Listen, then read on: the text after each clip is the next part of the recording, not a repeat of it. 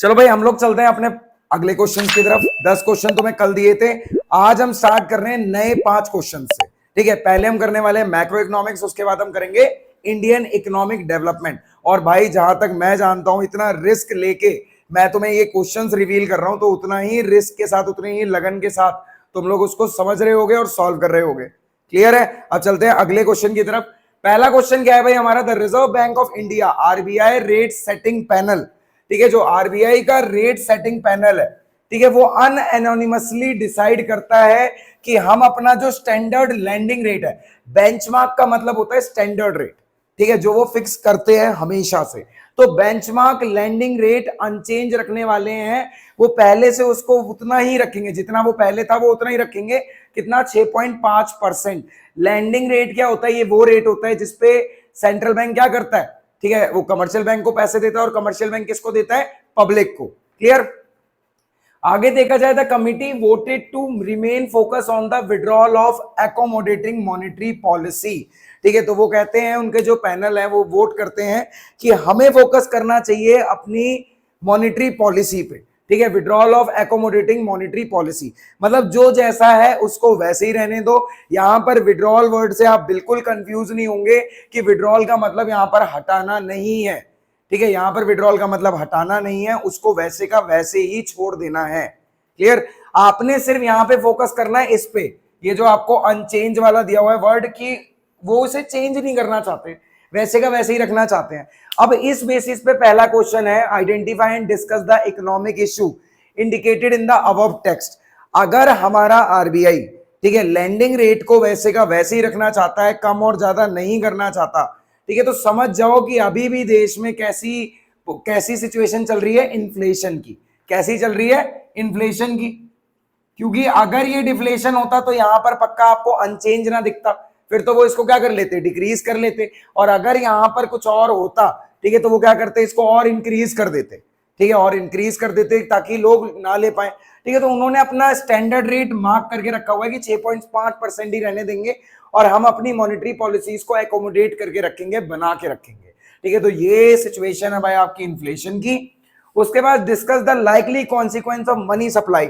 अब देखो money supply पे क्या इफेक्ट पड़ेगा if the rate setting panel would have decrease set rate. मान लो इसको 6.5% से कम करके 5.5 कर दिया जाए, तो इट मींस आरबीआई ने क्या करा है? आरबीआई ने लैंडिंग रेट को कम कर दिया है। ठीक है, अगर वो कमर्शियल बैंक को कम रेट पे पैसे उधार दे सकता है, तो कमर्शियल बैंक भी हमें दे सकता है। ठीक है, मतलब यहां पर सिचुएशन कैसी चल रही होगी? डिफ्लेशन की, जिसमें लोगों को ज्यादा से ज्यादा क्या दिया जाएगा? पैसा दिया जाएगा, और मनी सप्लाई बढ़ेगी हमारी इकोनॉमी में। क्लियर? नेक्स्ट क्वेश्चन आता है, GDP and sum of GVA in an economy are always equal, justify the given statement and valid argument with valid argument. तो भाई मैं बिल्कुल एग्री करता हूं इस चीज से कि जीडीपी और हमारा जीवीए एमपी, ठीक है, जीडीपी एमपी और जीवीए एमपी दोनों आपस में क्या होते हैं? इक्वल होते हैं। कैसे होते हैं वो यहां से सुन लो एक बार आप। आपका जीडीपी और जीवीए दोनों बराबर है। ठीक है, कैसे बराबर है? देखो जीडीपी क्या होता है? ये ग्रॉस डोमेस्टिक प्रोडक्ट है। ठीक है, वो सारे फाइनल गुड्स एंड सर्विसेज की वैल्यू जो एक डोमेस्टिक टेरिटरी के अंदर क्या हुए हैं? प्रोड्यूस हुए हैं। ठीक है, अब डोमेस्टिक क्यों? क्योंकि यहाँ पे डी का यूज हो रहा है। क्लियर है ये चीज? तो यहाँ पे ये डोमेस्टिक का एग्रीगेट है, तो ये सारे उन फाइनल गुड्स एंड सर्विसेज की वैल्यू जो डोमेस्टिक टेरिटरी में क्या हो रहे हैं? प्रोड्यूस हो रहे हैं। ठीक है, तो ये तो उसका सम हो गया आपका जीडीपी। लेकिन जीवीए को देखा जाए तो जीवीए कहता है कि जितने भी सेक्टर में सारी प्रोडक्शन यूनिट्स है हमारी, ठीक है, अलग अलग प्रोडक्शन यूनिट से जो भी हमें फाइनल गुड्स एंड सर्विसेज की वैल्यू मिल रही है, उसका सम करके जीवीए बनता है। ठीक है, जैसे हमारे पास 3 सेक्टर हैं, प्राइमरी, सेकेंडरी और टर्शरी। अब इसमें जितनी प्रोडक्शन यूनिट है, जब वो अपना आउटपुट निकालेंगी तो उसे मैं क्या बोलूंगा? जीवीए बोलूंगा। इसको भी जीवीए बोलूंगा, और इसको भी जीवीए बोलूंगा, और इन तीनों का सम करके क्या बन जाता है? जीडीपी। ठीक है, तो देखा जाए जीवीए का जो सम होता है वो किसके इक्वल होता है? जीडीपी के इक्वल होता है। क्लियर? तो हाँ, मैं बिल्कुल इस चीज से सहमत हूं कि ये दोनों आपस में क्या होते हैं? बराबर होते हैं। वो total final goods and services बताता है, और ये हमें हर एक प्रोडक्शन यूनिट के द्वारा बनाए गए गुड्स की वैल्यू बताता है, जिसको मैं जीवीए बोलता हूं, और सबका सम करके किसके इक्वल? जीडीपी के इक्वल। नेक्स्ट है, state the meaning of income from property and entrepreneurship. ठीक है भाई, ये टर्म ध्यान से देख लो, income from property and entrepreneurship का मतलब बताओ। ठीक है, तो ये क्या है? आपकी बुक में थोड़ा सा घुमा के दिया हुआ है यहाँ पे क्वेश्चन। आपकी जो रेंट हो गया, ठीक है, क्या हो गया, रेंट हो गया, रॉयल्टी हो गया, इंटरेस्ट हो गया, प्रॉफिट हो गया, ठीक है। इन चारों को ऐड करने के बाद जो टर्म आपके सामने बन के आती है उसे बोलते हैं income from property and entrepreneurship, ठीक है। सीओई क्यों नहीं, क्योंकि भाई वो तो आपकी वेजेस वगैरह हैं, वेजेस प्रॉपर्टी और उसका काम थोड़ी होता है, ठीक है। तो प्रॉपर्टी से तो आपको क्या मिल सकता है, रेंट मिल सकता है, आपकी रॉयल्टी मिल सकती है, ठीक है। एंटरप्रेन्योरशिप ने, अगर एंटरप्रेन्योर ने किसी को लोन दे रखा है या एंटरप्रेन्योर को लोन मिल रखा है तो इंटरेस्ट की बात आ सकती है, और एंटरप्रेन्योरशिप में प्रॉफिट तो मिलता ही मिलता है। तो ये सारी चीजें किस पे डिपेंड करती हैं, प्रॉपर्टी और एंटरप्रेन्योरशिप पे। क्लियर है। अगले क्वेश्चन की तरफ चलते हैं। In the estimation of GDP using expenditure method, जब आप जीडीपी एस्टिमेट कर रहे हैं एक्सपेंडिचर मेथड से, तो क्या फोकस सिर्फ expenditure bye resident of the country पे होता है? दोबारा सुनो, ठीक है। यहां बोला है अगर आप जीडीपी को एस्टिमेट कर रहे हैं एक्सपेंडिचर मेथड के थ्रू, क्या फोकस ओनली आपका लाई करेगा रेसिडेंट ऑफ द कंट्री पे? देखा, यहीं से इन दो वर्ड्स ने क्वेश्चन को बांधे रखा है कि क्या फोकस सिर्फ रेसिडेंट पे होगा? बिल्कुल नहीं, फोकस तो रेसिडेंट पे भी होगा और नॉन रेसिडेंट पे भी होगा, ठीक है, दोनों पे होगा, क्योंकि दोनों के द्वारा बनाई गई चीजें, उनकी जो फाइनल गुड्स एंड सर्विसेज की वैल्यू है वो किसमें इंक्लूड हो जाएगी? जीडीपी में इंक्लूड हो जाएगी, ठीक है। हम दोनों का एक्सपेंडिचर लेंगे, जैसे मान लो सैमसंग की कंपनी है, इंडिया में उसका प्लांट लगा हुआ है, तो फाइनल एक्सपेंडिचर, फाइनली जो गुड्स बनके तैयार होंगे कहां पे होंगे? इंडिया में होंगे, ठीक है। तो उसका जो प्राइवेट फाइनल कंजप्शन एक्सपेंडिचर होगा वो भी इसी के जीडीपी में जुड़ेगा। क्लियर है ना ये चीज? तो वो नॉन रेसिडेंट के द्वारा भी करा जा रहा है तो भी यहीं पे आएगा, है तो डोमेस्टिक टेरिटरी के अंदर। क्लियर है ना ये चीज? ठीक है, तो देखा जाए सिर्फ फोकस आपका रेसिडेंट पे नहीं होगा, नॉन रेसिडेंट के द्वारा किए गए खर्चों पे भी होगा, ठीक है, क्योंकि भाई वो कंपनी यहाँ पे, जॉब्स तो यहीं पे मिल रही है सारी। Clear. National income exceed domestic income only when export are greater than import. क्या नेशनल इनकम डोमेस्टिक इनकम से तब ज्यादा होती है जब वो ग्रेटर होते हैं किससे? जब एक्सपोर्ट ग्रेटर होते हैं किससे? इंपोर्ट से। क्या ये बात सही है? नहीं भाई, जरूरी नहीं है कि इतना ही हो, ठीक है। हाँ, ये चीज मानी जाती है कि एक्सपोर्ट और इंपोर्ट, लेकिन हम तो नेट एक्सपोर्ट लेते हैं ना, हम तो नेट एक्सपोर्ट को इंक्लूड करते हैं। क्या क्या ले लेते हैं हम? प्राइवेट फाइनल कंजप्शन एक्सपेंडिचर, ठीक है, गवर्नमेंट फाइनल कंजप्शन एक्सपेंडिचर, ठीक है, एनडीसीएफ ले लेते हैं जो कि जीडीसीएफ भी है आपके पास, और साथ में हम नेट एक्सपोर्ट्स भी लेते हैं, ठीक है। तो ये चारों चीजें ऐड करने के बाद आपके पास क्या आता है? आपके पास आपका जीडीपी आता है, ठीक है। तो सिर्फ इनका काम नहीं है, इनका तो आप डिफरेंस ले लेते हो नेट एक्सपोर्ट्स के नाम से, जिसको एनएक्स भी दिखाया जाता है या एक्स माइनस एन दिखाया जाता है। तो बेसिकली यहां पर है कौन जो इनको इनके बीच में अंतर ला रहा है? वो है NFIA, net factor income from abroad, ठीक है। यही चीज सिर्फ क्या करती है, कई बार नेशनल इनकम को ज्यादा कर देती है डोमेस्टिक इनकम से, क्योंकि अगर आपने बाहर वालों से, ठीक है, बाहर वालों से आपको मिला ज्यादा है, रेस्ट ऑफ द वर्ल्ड से फैक्टर इनकम फ्रॉम अब्रॉड ज्यादा है और टू अब्रॉड कम है, तो आपकी नेशनल इनकम ज्यादा आएगी। तो मेनली जो अंतर है वो एनएफआईए का है। क्लियर हो गए? तो इन 5 क्वेश्चन का ले लो स्क्रीनशॉट, अगले 5 क्वेश्चंस पे हम लोग चलते हैं। क्लियर कर लिए 5 क्वेश्चन, 5 और दूंगा, उसके बाद चलते हैं भाई डेवलपमेंट पे, ठीक है। ये 5 क्वेश्चन देखो पहले। छठा क्वेश्चन क्या कहता है? Disposition face of circular flow of income. आपने सर्कुलर फ्लो ऑफ इनकम पढ़ा, मॉडल पढ़ा, 2 सेक्टर मॉडल था हमारे पास, जिसमें हाउस होल्ड और फॉर्म के बीच में 3 फेसेस वर्क करते हैं, ठीक है। सबसे पहले क्या होता है? जनरेशन फेज आता है, डिस्ट्रीब्यूशन फेज आता है, फिर आता है डिस्पोजिशन फेज। क्लियर। अब वो कहता है कि डिस्पोजिशन फेज जो होता है सर्कुलर फ्लो ऑफ इनकम का, वो इन्वॉल्व करता है flow of factor income. Flow of factor income उसमें आती है, comprises of rent, wages, interest and profit from firm to household. यहां पर ये क्वेश्चन बहुत बड़ी बात कहता है, ठीक है, कि ये जो डिस्पोजिशन फेज है सर्कुलर फ्लो ऑफ इनकम का, वो कहता है कि फैक्टर इनकम इन फॉर्म में फर्म टू हाउस होल्ड जा रही है। Defend and refute the statement given valid reason in support of answer. तो भाई मैं तो रिफ्यूट करूंगा, तुम लोग भले डिफेंड करो। मैं रिफ्यूट क्यों करूंगा? मैं बता देता हूं।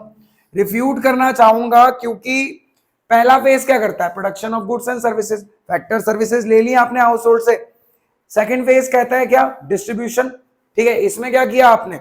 इसमें आपने उनकी सर्विसेज के बदले क्या कर दी? पेमेंट कर दी, फैक्टर पेमेंट हो गई।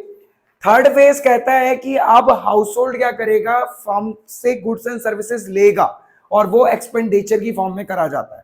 मतलब यहां से पैसा जाएगा किधर? हाउस होल्ड से फर्म की तरफ, बट वो कहता है फर्म टू हाउस होल्ड की तरफ, इसीलिए रिफ्यूट करा है। क्लियर है ये चीज? Okay. GDP deflator is represented by the ratio of real GDP and nominal GDP. Do you agree with the given statement? तो ये कहते हैं कि जो ये जीडीपी डिफ्लेटर होता है, जीडीपी डिफ्लेटर क्या करता है, आपके जो प्राइस चेंजेस आए हैं पिछले सालों में, ठीक है, उनको क्या करता है, ये बिल्कुल रिमूव कर देता है। क्योंकि बेसिकली जीडीपी हम वो वाला लेते हैं जिसमें प्राइस की वजह से चेंज ना आए, चेंज किसकी वजह से आए, आउटपुट की वजह से आए। Clear? Is represented by the ratio of real GDP, represent किया जाता है रियल जीडीपी और नॉमिनल जीडीपी से। ठीक है, जीडीपी डिफ्लेटर का रेशियो कहते हैं वो रियल जीडीपी और नॉमिनल जीडीपी है। Do you agree with the given statement? Justify और answer with the valid argument and a hypothetical numerical example. तो न्यूमेरिकल एग्जांपल आप लोग करोगे। मैं पहले ही बता दूं कि मैं इससे एग्री नहीं करता। क्यों? क्योंकि जीडीपी डिफ्लेटर का फॉर्मूला क्या होता है, GDP deflator equal to nominal GDP upon में रियल जीडीपी मल्टीप्लाई में 100। और ये कहता है कि रियल जीडीपी और नॉमिनल जीडीपी का रेशियो है, ये तो नॉमिनल और रियल जीडीपी का रेशियो है। क्लियर है ये चीज? Okay. Foreign portfolio investment witness a sharp turnaround during during 23 and 24। तो फॉरेन पोर्टफोलियो इन्वेस्टमेंट हो रही है, पर्टिकुलरली इंडियन कंपनीज में क्या कर रहे हैं ये लोग, इन्वेस्ट कर रहे हैं। तो ये बिल्कुल बदल चुकी है, शार्प टर्न अराउंड लिया है इसने कब, 2023-24 में। एंड एफपीआई में इनफ्लो हो रहा है कितना, $32.4 बिलियन का। इन विच सब अकाउंट, किस सब अकाउंट में ये जाएगा, and on which side of BOP account the above transaction will be recorded. और बीओपी के किस अकाउंट में किस साइड पे ये रिकॉर्ड किया जाएगा, give reason in support of your answer. ठीक है, अब देखा जाए बीओपी के कितने अकाउंट, बीओपी के 2 अकाउंट, करंट अकाउंट और कैपिटल अकाउंट। यहां पर क्या हो रहा है, इनफ्लो हो रहा है किसका, फॉरेन एक्सचेंज का। तो फॉरेन एक्सचेंज मतलब ओनरशिप ट्रांसफर हो रही होगी असेट की, और बड़ी बड़ी ट्रांजैक्शन किस में जाती है फॉरेन रिजर्व की, कैपिटल अकाउंट में। कैपिटल अकाउंट में जा रही है तो पहला सब अकाउंट हो गया कैपिटल अकाउंट, और फॉरेन रिजर्व्स आ रहे हैं। ठीक है, और जब भी इनफ्लो होता है किस साइड लिखते हैं, क्रेडिट साइड लिखते हैं। ठीक है, तो इसका आंसर आपको मिल गया, सब अकाउंट है कैपिटल अकाउंट और साइड है क्रेडिट साइड। क्लियर? और रीजन मैंने आपको दे दिया, वैलिड आंसर ये है कि यहां असेट में ओनरशिप का ट्रांसफर आपको देखने को मिलेगा, इनफ्लो मिलेगा आपको फॉरेन एक्सचेंज का, इसीलिए हम इसे कहां रखना चाहते हैं, कैपिटल अकाउंट में क्रेडिट साइड पे रखना चाहते हैं। Responding to the prime minister give it up campaign, prime minister ने एक कैंपेन चलाया जिसका नाम है give it up campaign. A large number of Indian families have voluntarily surrender, ठीक है, वॉलंटरीली सरेंडर कर रही हैं कुकिंग गैस सब्सिडी को। Identify and explain the objective behind this action taken by GOI, government of India ऐसा action ले रही है तो इसके पीछे क्या रीजन हो सकता है।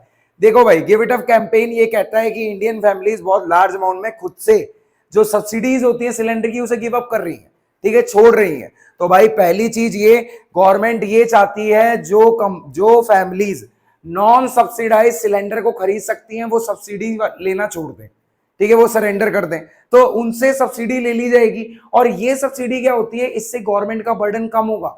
अगर आप कैपेबल हो बिना सब्सिडी के कोई चीज लेने में तो आप छोड़ो ना सब्सिडी। तो बेसिकली वो क्या करने वाले हैं, रीएलोकेशन करने वाले हैं रिसोर्सेस का। ठीक है, वो क्या करेंगे, अपने इस सब्सिडी को जहां पे लोग ले सकते हैं बिना सब्सिडी के, उसको उठा के उन बेनिफिशियरीज पे लगाएंगे जिनको उसका फायदा नहीं मिल पा रहा। तो रीएलोकेशन इसमें काम करेगा। फिर Indian economy saw it worst contraction in its decades, अपने इतने दशकों में इंडियन इकोनॉमी वर्स्ट कॉन्ट्रैक्शन देख रही है। It is in deep vicious cycle where demand is contracting, ठीक है, एक विशियस साइकिल है जिसमें डिमांड सिकुड़ती जा रही है। आगे दिया है state and discuss any 2 monetary measure. अब भाई ये वर्ड मॉनेटरी मेजर से सिर्फ क्या याद आता है, आरबीआई काम करेगा, ठीक है, क्वांटिटेटिव और क्वालिटेटिव टर्म्स में। Clear? That may be taken by GOI to correct this situation, government of India क्या ऐसे करेक्ट मेजर्स लेगी जिससे इस सिचुएशन को ठीक किया जा सके। अब ये सिचुएशन है क्या, विशियस साइकिल 2 तरीके के होते हैं, एक इन्फ्लेशन, एक क्या होता है डिफ्लेशन, रिसेशन होता है। ठीक है, तो बेसिकली देखा जाए यहां पर एक ऐसी विशियस साइकिल है जहां पर आपको डिमांड सिकुड़ती हुई मिलेगी। डिमांड कब सिकुड़ती है, जब देश में डिफ्लेशन आता है। ठीक है, तो पहली चीज बैंक को अपने रेट क्या करने पड़ेंगे, डिक्रीज करने पड़ेंगे, बैंक रेट डिक्रीज होगा, ठीक है, जिससे कि ज्यादा से ज्यादा लोगों को क्या मिल पाए, लोन मिल पाए। ठीक है, और दूसरी चीज वो क्या कर सकते हैं, बाइंग द सिक्योरिटीज। आरबीआई क्या करेगा, सिक्योरिटीज खरीदेगा लोगों से, ताकि लोगों के पास पैसा आ सके उनके अकाउंट में और वो क्या कर सके, उससे डिमांड कर सके। तो ये डिफ्लेशन की सिचुएशन है, मॉनेटरी मेजर से ठीक हो जाएगी। बैंक रेट डिक्रीज कर दो, सिक्योरिटीज को परचेज कर लो। क्लियर। यहां पर आपके मैक्रो के 10 क्वेश्चन खत्म होते हैं। इन 10 क्वेश्चन को ध्यान से करना है, ठीक है। पहले भी 10 दे चुका हूं, 20 क्वेश्चन हो चुके हैं। अगली वीडियो जाएगी, इसमें 20 क्वेश्चन होंगे दोनों के, ठीक है। 20-20 क्वेश्चन तुम्हें मिलेंगे, ठीक है। और उसके बाद हमारे 40-40 क्वेश्चन की वीडियो खत्म हो जाएगी, ठीक है। और होपफुली मुझे लग रहा है कि अब तो तुम अवेक हो गए होगे इस चीज के लिए कि मेरा इकोनॉमिक्स का पेपर आ रहा है और मुझे सही से पढ़ना है, ठीक है। आपको 10 से 15 मिनट लगेंगे इन वीडियोस के क्वेश्चन को सिर्फ समझने में, ठीक है। और एक बार समझ लोगे ना क्वेश्चन, तो नए क्वेश्चन नहीं रहेंगे तुम्हारे लिए। क्लियर है ये चीज, ठीक है। मिलते हैं भाई अगली वीडियो में, ठीक है। और साथ में बने रहो। अब हम लेके जा रहे हैं किस तरफ आपको, इंडियन इकोनॉमिक डेवलपमेंट की तरफ, ठीक है। एक बार डेवलपमेंट का काम भी हो जाएगा, ठीक है, तो दोनों चीजें साइड साइड चलेंगी। 40-40 मार्क्स हमारे कहीं नहीं जाएंगे। क्लियर। मिलते हैं अगली वीडियो में, बाय।